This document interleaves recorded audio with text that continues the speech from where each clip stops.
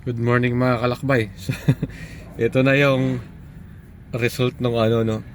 nung, nung gupit sa akin no. Ayun no. Kalbong kalbo talaga no. Ano lang naman yun. Experiment na gupit ang ginawa sa akin dito eh. Ayun no. Bagay ba mga kalakbay? Oo.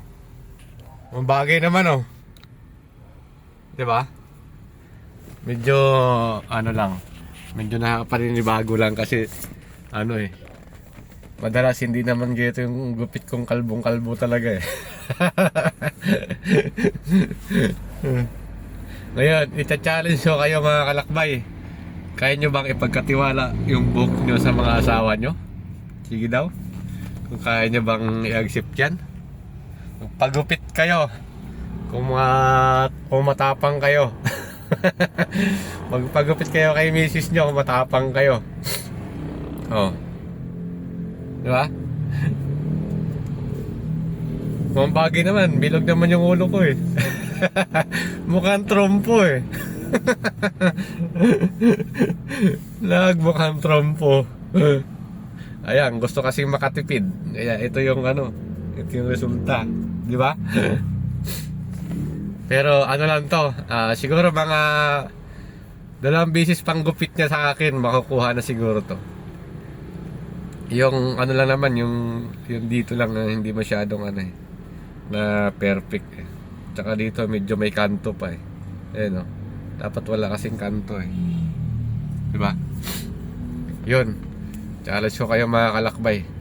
Magpagupit din kayo sa misis nyo kung kaya nyo magpagupit sa misis nyo.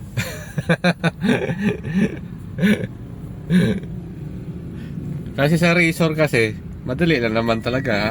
Magiging kalbo ka talaga pag pagka mabigat yung kamay kasi susundan mo lang yung guide. Walang gunting-gunting yun eh. O di kaya baka may galit yun sa akin mga kalakbay no. Kasi kinalbo talaga eh. Kunwari lang yun na nagulat nung umpisa paggupit eh. Pero sinadya natin ko sabi yung kalbuhin eh. Good morning. Happy Valentine's Day para sa lahat, no? Ayan.